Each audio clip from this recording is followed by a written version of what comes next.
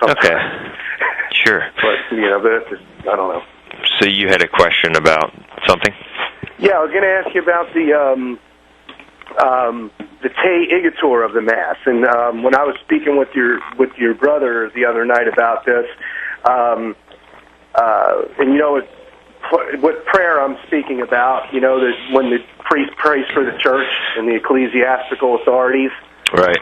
When he prays, and he prays for the bishop, and when he prays for Benedict XVI at that point, I was telling your brother the other night that I felt that at that second, that completely it becomes a sacrilege, that Mass. Yeah, I don't agree with that at all. And I don't know. I mean, I don't know where there may be something that. Well, let me ask you this. Shed light on it to me. Explain maybe to me, because I don't know. Okay. So, well, let me ask you this. Would you say that Padre Pio's Mass was sacrilegious? See, that's a good question, because that's what your brother asked me the other night, and I didn't. And my answer to that was my answer was yes. That's what I told him. Well, I said that sacrifice, the sacrifice at that time was not pleasing or acceptable to God.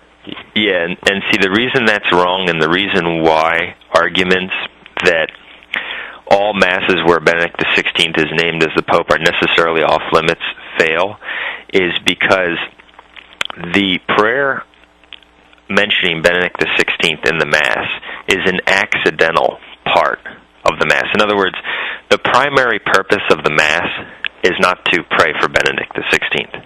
I would agree that if you were meeting, or if you were going to this church simply to pray for Benedict XVI as the Pope, that would be absolutely off limits, and that would be a compromise to show up for that.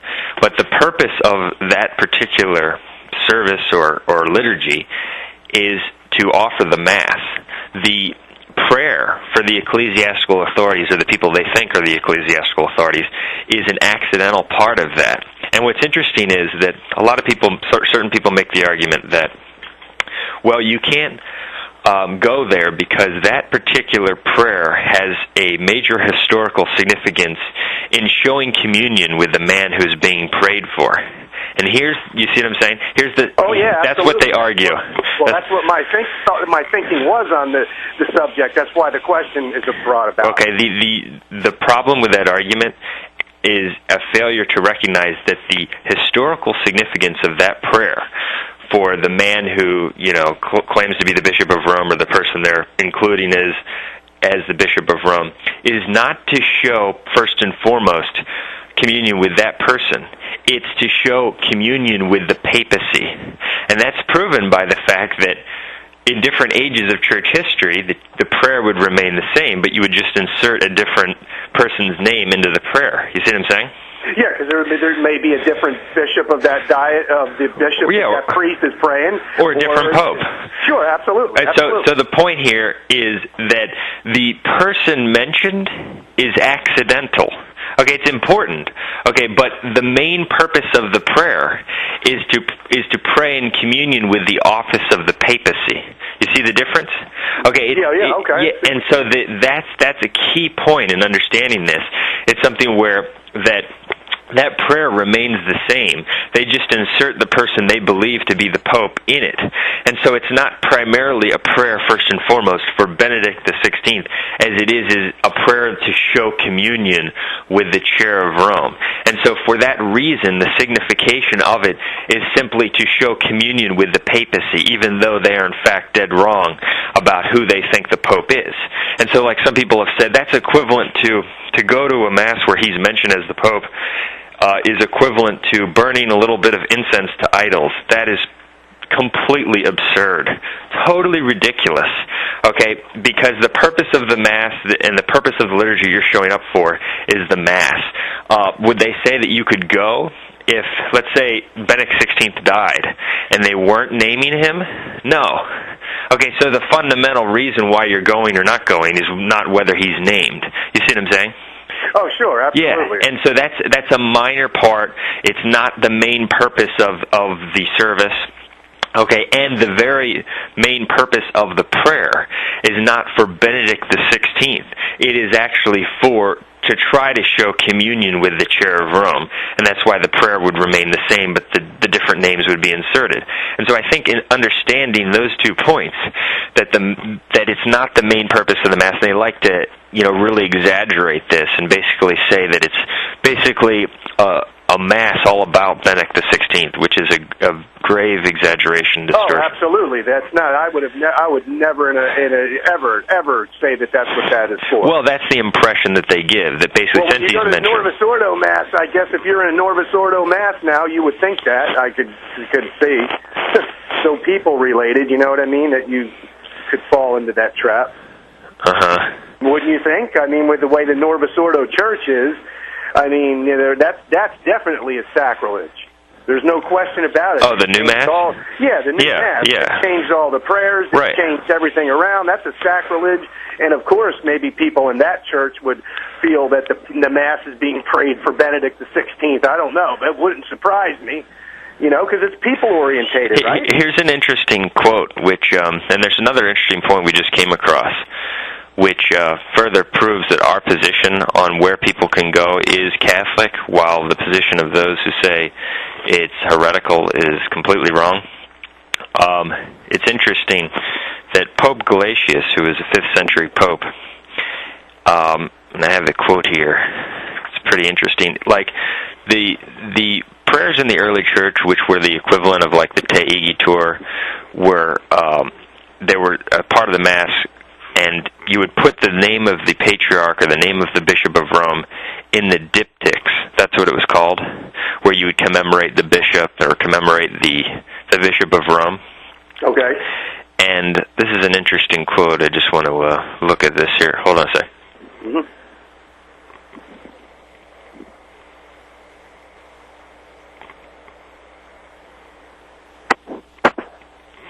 Well, this is a quote about how you had a schismatic bishop, Acacius, from Constantinople, and it says that, this is page 211 in the History of the Councils, the Pope made every effort to urge the Latin-speaking bishops of Illyria to erase the hated name of Acacius from their diptychs. So he's urging them to remove this guy so that they don't like pray in communion with him. Mm-hmm. But I'm not aware of any, decree that says that, if they don't, every single person who's going to church in Constantinople has to stop going. You see what I'm saying? Right. Yeah. Right. Okay, but that would be the equivalent of what these schismatics would have to say. You see what I'm saying? That if he didn't decree that, he would be sinning mortally, according to them. He would be allowing heresy to flourish. You see what I'm saying? They didn't look at this the way that the people who are making this argument did.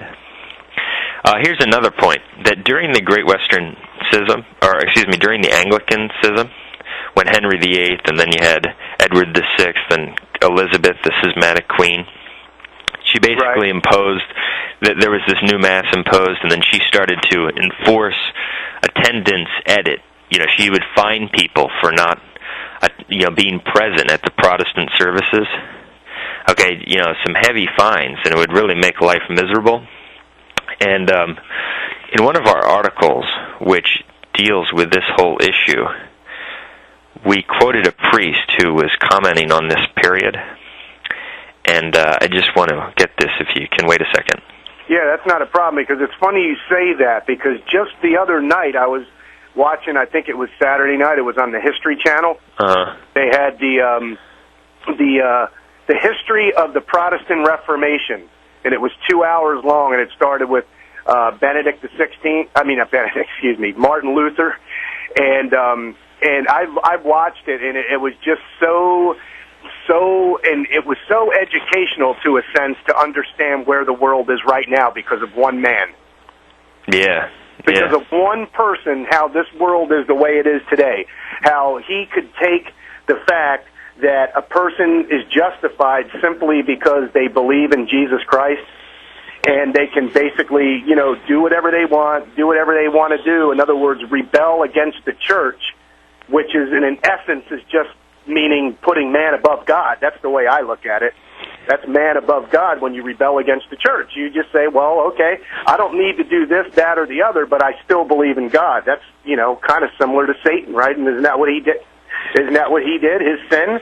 Well, yeah. To ascend above God, I'll ascend above God. Well, when you really analyze it, all the founders of their own sects are false Christs, because only Christ can found a church.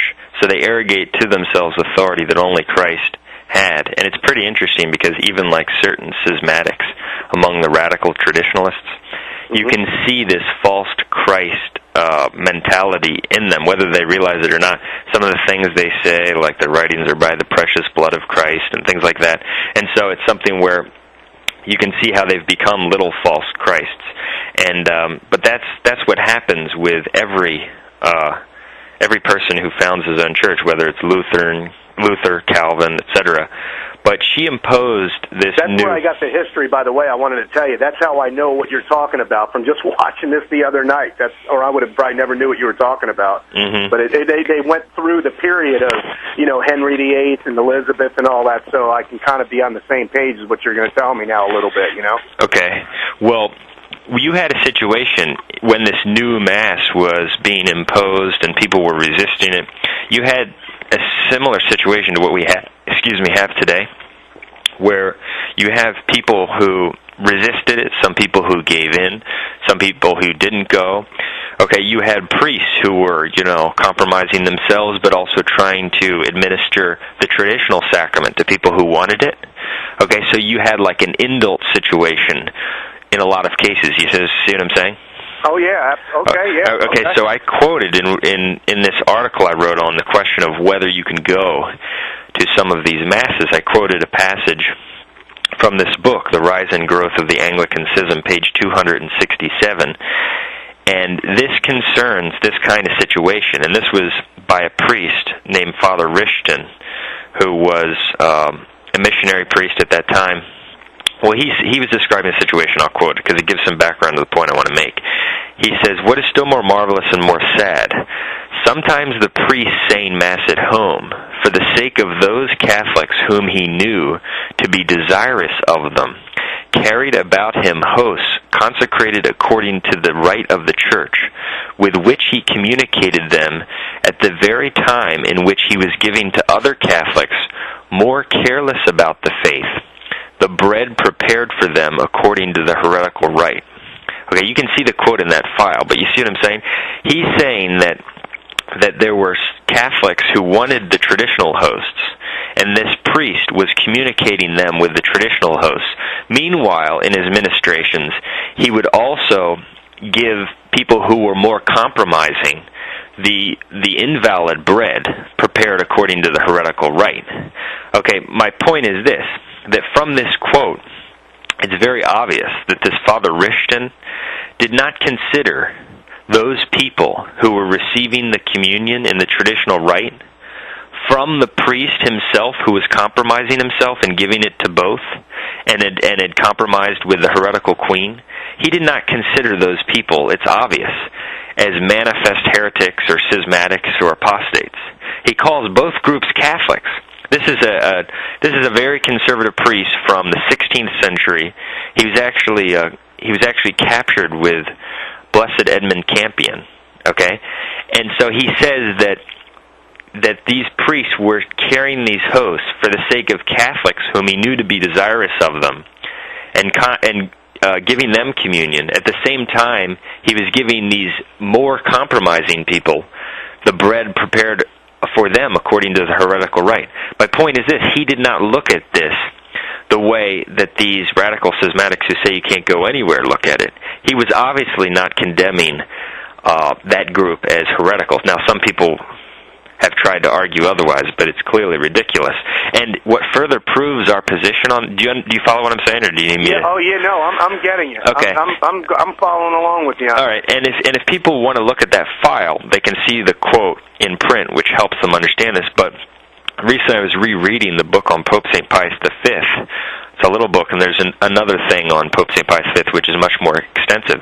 But it's fascinating because it really confirms our interpretation and our understanding of this issue, which is this, that Pope St. Pius V, prior to becoming Pope, as Cardinal Inquisitor, this is quoting from the book, page 45, Pope St. Pius V, when Cardinal Inquisitor, Pius had granted certain English priests faculties for readmitting schismatics into the Catholic Church, the only condition then having been to refrain from reception of the Protestant Eucharist.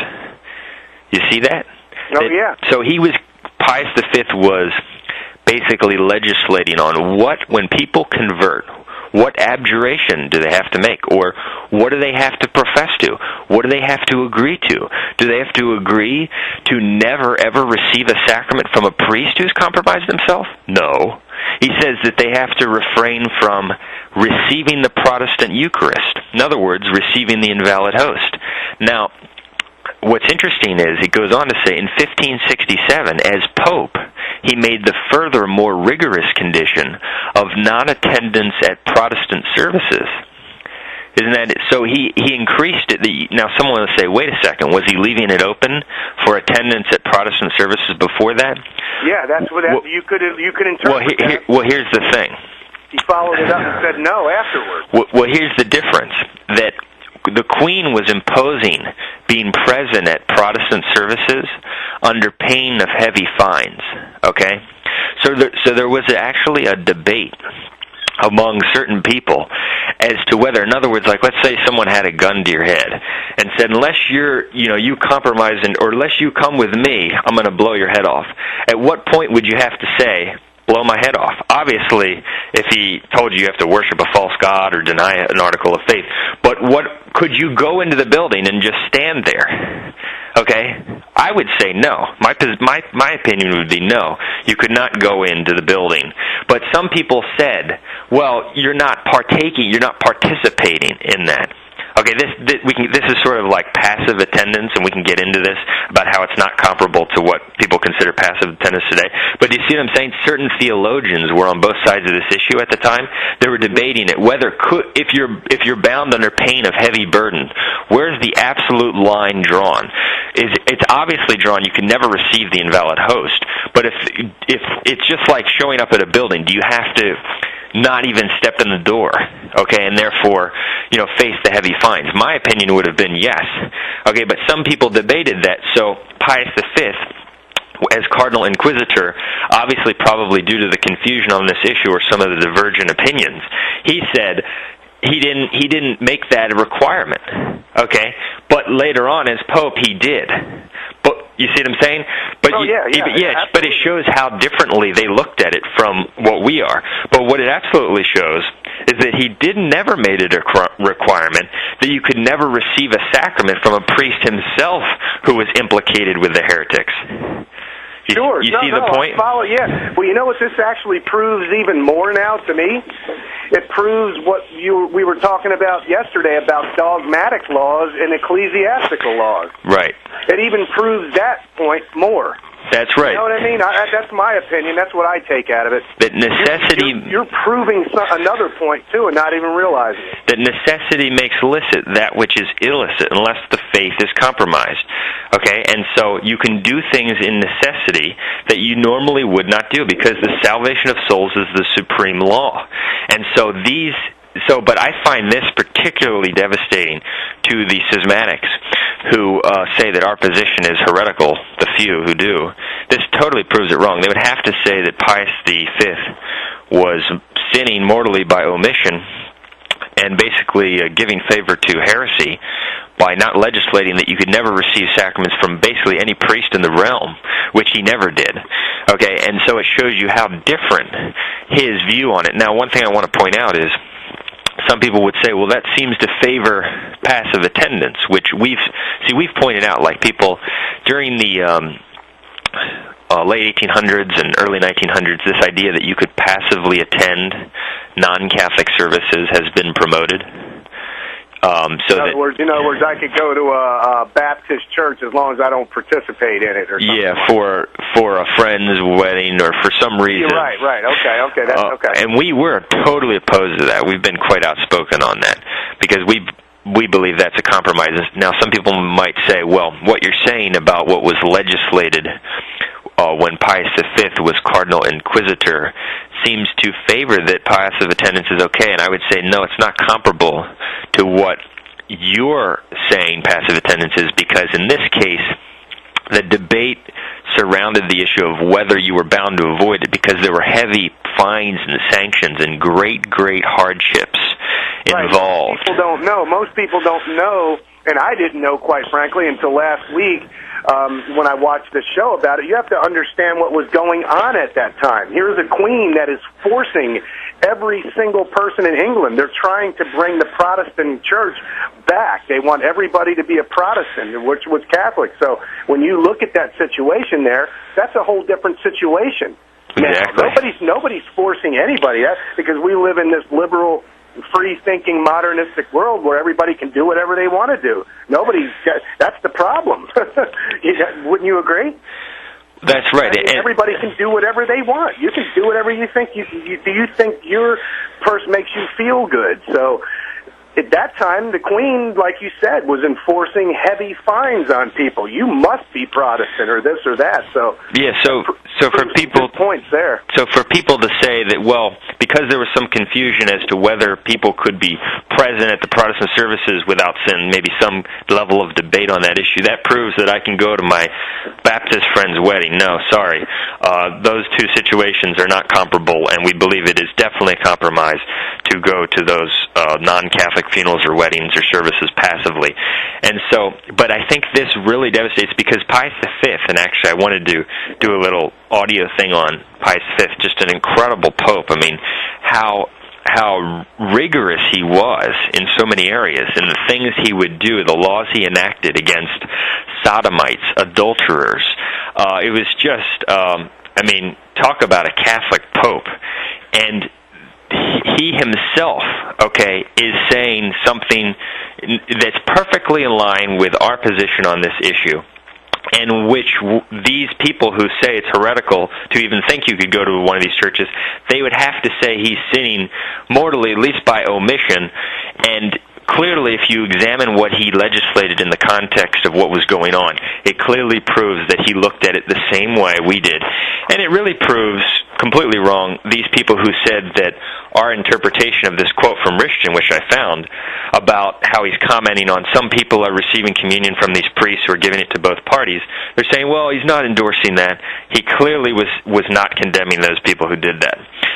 So it really just proves how these schismatics are not Catholics, and how our position is correct and balanced. Not that you have to go, but that in a necessity, in a crisis, in a unique period, that things can be done which, you know, normally would not be.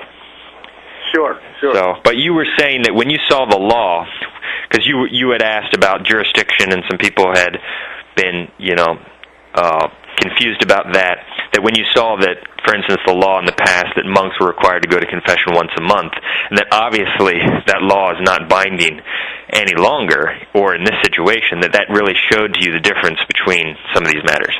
Well, yeah, absolutely. I mean, it was almost kind of like, well, what's the old saying? There's two things you can't teach a person, that's desire or common sense. Well, it was like common sense hit me right in the square in the eye, because I didn't know anything about it. So, you know, common sense leads to that. If that was the case, then you would be in big trouble today.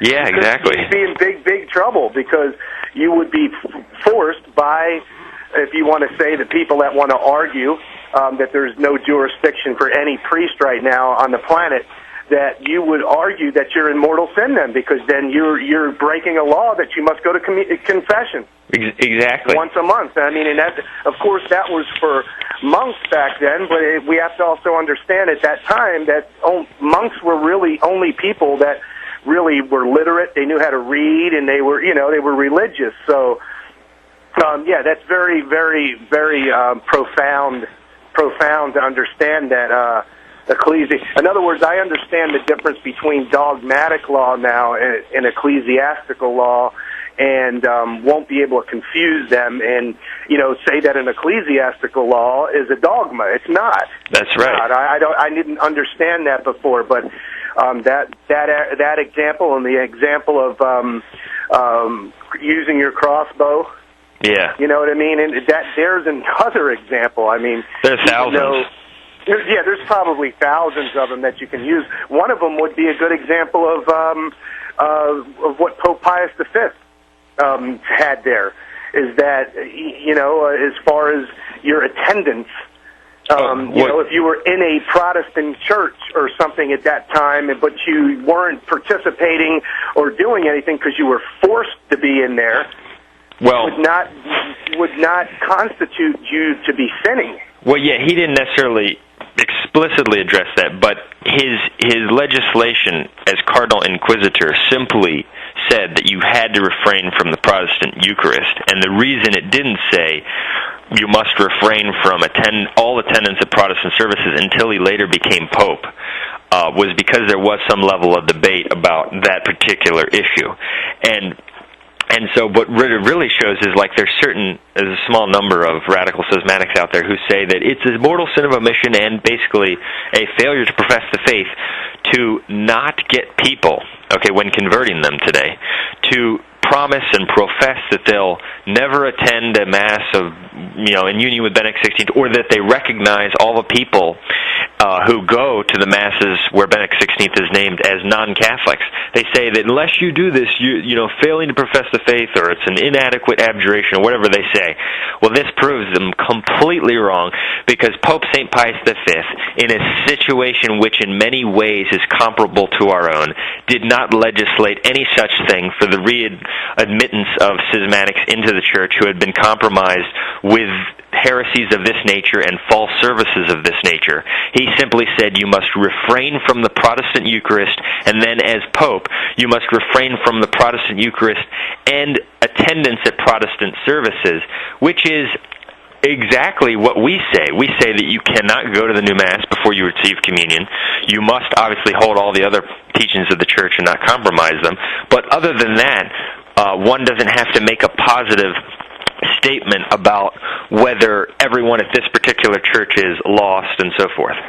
Yes, absolutely. That is completely clear as a whistle. And then also, to follow up on your question, you asked me about the jurisdictional part. Is I didn't really have any understanding of what ordinary jurisdiction compared to delegated jurisdiction meant, which now I do understand, because it's for the simple fact is that if in a time of necessity or dire emergency, which would be death, right, a priest at any given time can give you the last rites.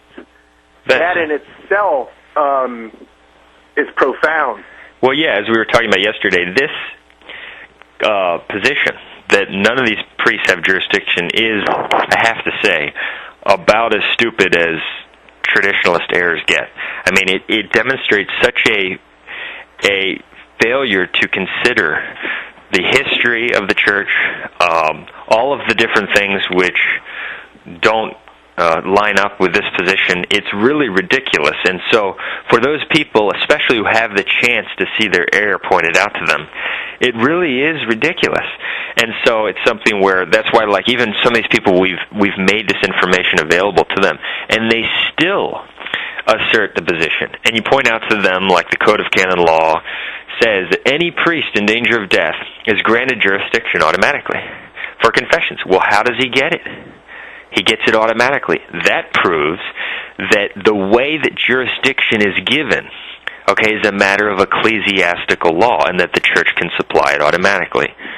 So, absolutely. And if we don't, I guess it would be a fair statement, wouldn't you say, that if we're not in a state of emergency now in the Catholic Church, I don't know what other state of emergency we could be in. Oh, well, yeah, this is the gravest crisis in all of history. Ever, yeah, ever. And that's why so many of these statements which people cite, even with regard to, where to receive sacraments, are taken from periods which never envisioned this kind of scenario. They were talking about non-Catholic Protestant churches. They never envisioned a situation where the Catholic buildings would be taken over, in addition, to the man in Rome for decades and decades, and basically the whole apparent hierarchy, alleging to be Catholic, but in fact was a pseudo-hierarchy, It's totally unique from that standpoint. You just wonder what kind of a ecclesiastical laws would have been put into place for something along those lines, you know what I mean? But we'll never know, but it would just be curious, you know? Well, yeah, that's why people have to understand how, you know, our Lord looks at these things. I mean, like in the Gospels, like when the Pharisees denounced the apostles for picking corn on the Sabbath, and he said, you know, did you not see what David did when he was on the run from King Saul? When he was on the run, he went in and ate the loaves of proposition, which were forbidden to eat. He could not eat them, but he was on the run and he was hungry and he needed to do it. And so he ate them. Necessity made licit that which is illicit. And so that's how our Lord looks at these things. It's something where he values the most important things. The ecclesiastical laws are geared toward everything else. And so if they come to hinder that, then they're defeating their purpose. And so the faith is paramount. That can never be compromised. But it's not, okay, in approaching a priest whom you're not showing any agreement with, okay, even if he himself has compromised himself. So yeah, and you know, when I asked you about the Tehigator earlier, you know, it was basically my gathering on that is that it would in turn make the offering to God a sacrilege by praying for a notorious heretic. I don't know of anybody else other than John Paul II that could be any more bigger of a heretic. I don't think Benedict XVI will ever be able to live long enough to be able to top that. But, well, there's some interesting points about that. He's 81 years old, but I mean, I don't know that he could actually top that because he probably won't be able to because the seed had grown already. You know what I mean? John Paul II had reached so many people and, you know, preached the man-God doctrine, and so many people bought into it because that's what they want to do. Well, you know. So I don't really know, but that's what my concern was just about that prayer. And if you went to a church and a priest used that prayer and used, you know, Benedict XVI and included him in the prayer, would that offering to God the Father, the sacrifice of the Mass, be a displeasing offering? Would that be an offering that's not acceptable to God? On the part of the person offering it, he would be displeasing because he personally is not in a good state before God. But in itself, I would say no, because again, that's an accidental part of the Mass. The Mass is not a Benedict XVI prayer service. That's not what it is. Okay, it's like, even though it's not exactly the same, like St. Joseph's name mentioned in the canon of the Mass, okay?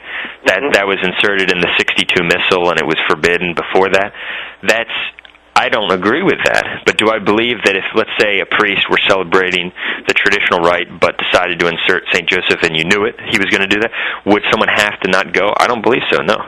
Okay, I believe that that's his problem, and it's an accidental part. We're referring again to Benedict XVI. And so for these people to compare it to burning incense to idols, that is completely absurd. And another point that I think is important is that the false theology, which really promotes this idea that no one at all can go at all, and we agree in a lot of cases you shouldn't go, is that they start to equate these churches with non-Catholic churches. And in a previous conversation we discussed that, and I think we were discussing yesterday, and you really, I think, saw the point, that it's ridiculous to assert like that the traditional Mass you were going to is the equivalent of a Protestant church. That Catholic sense tells you that's ridiculous. Oh, yeah, absolutely. There's no Protestantism at all. Well, yeah, it's not a non-Catholic church. No, and so they're different from the Eastern Schismatic churches and the Protestant churches by the very fact that in the external forum, they publicly profess to hold all the papal dogmas and hold union with Rome. And see, like, what's interesting is that in a lot of the papal decrees which talk about notorious, and at some point we might get into quoting some more of those because we have some more interesting decrees, in basically every case it talks about that it's so clear that under no concealment whatsoever can it be excused in law. In other words, that a Protestant church is a notorious non-Catholic church because the pastor, the church itself, makes no pretense of communion with Rome. They say, right. Absolutely. So, they don't agree with the papal office. They don't agree with the sacraments, anything. Right. There's nothing. And so they don't even try to conceal it. Okay, and you see that in a lot of the language of the traditional decrees as to what is absolutely notorious. It doesn't even make an attempt. It cannot be concealed in any way. That's used repeatedly, okay, in past decrees. And so that's the case. That's the difference with, like, an Eastern Rite Church or, one of these churches which professes union with Benedict XVI, is that they profess to hold the Catholic faith. They profess all the Catholic dogmas, whereas an Eastern Schismatic church they don't even conceal their rejection of the papacy. They'll say, no, we don't accept the Catholic teachings on the papacy. So that's the difference.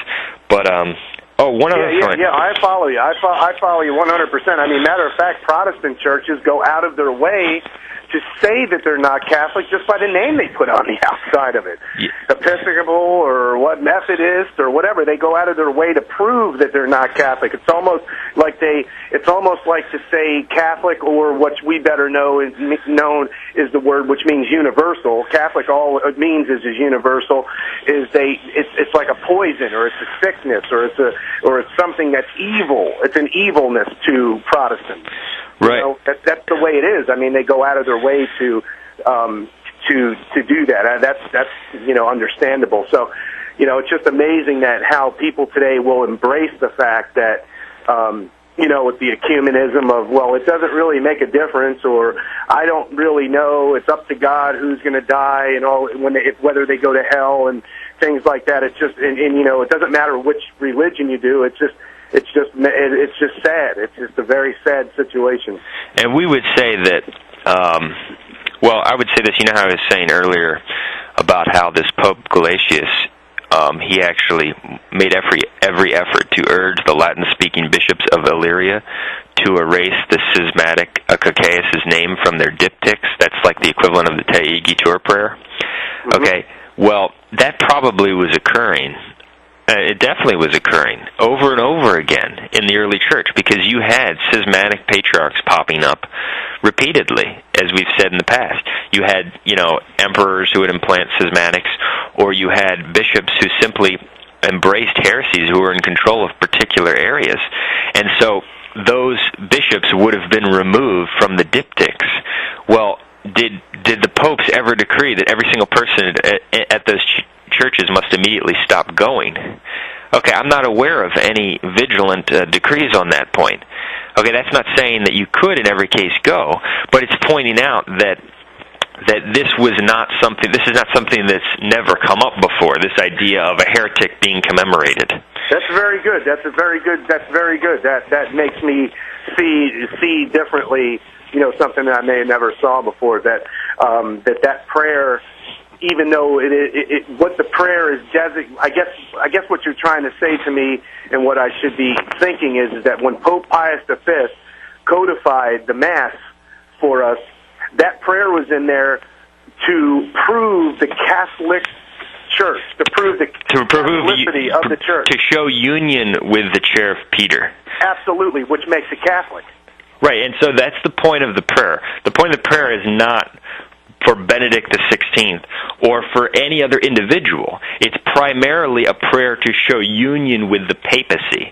And it's accidentally, in the case of those who recognize Benedict XVI, a prayer for him because they falsely think he's the Pope.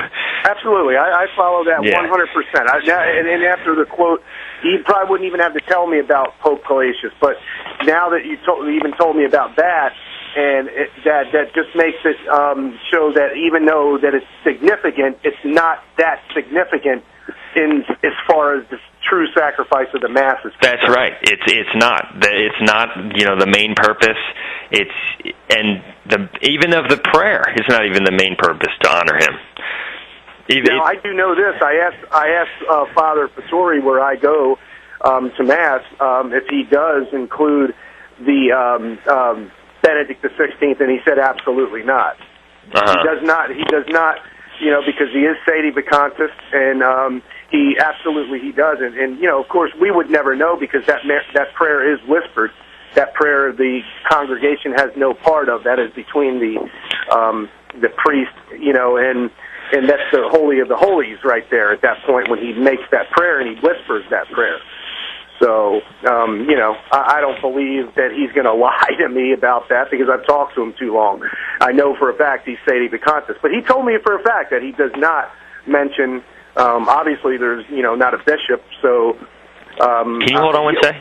Yeah. Okay. It acquires true nobility. It despises the things of the world, unites itself gradually with God, and becomes spiritual and holy.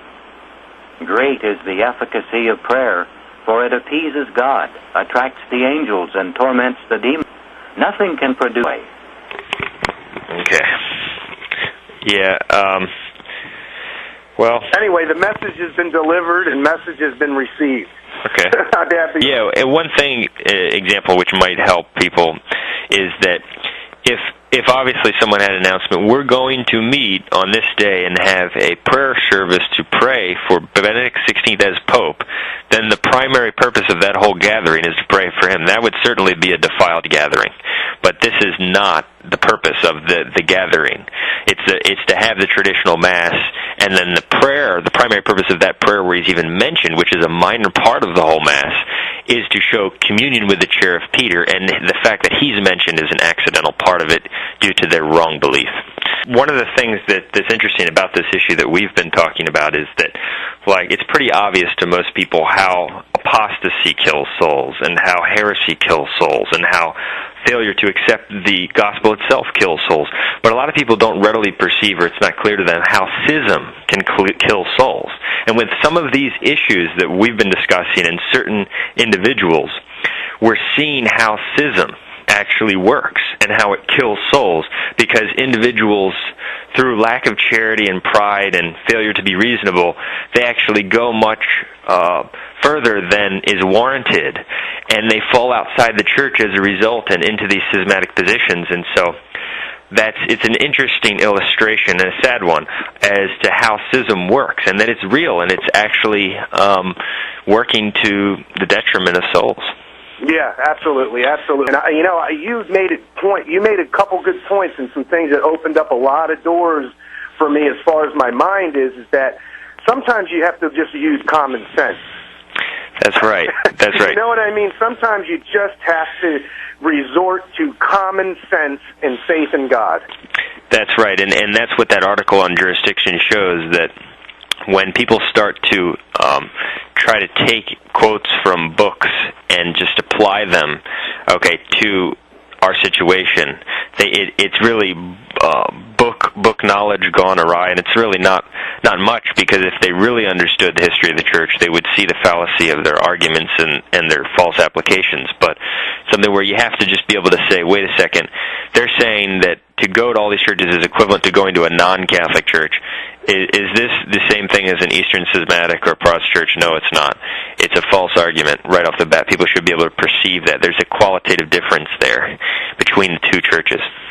Yes, absolutely. There's no question I agree with you on that.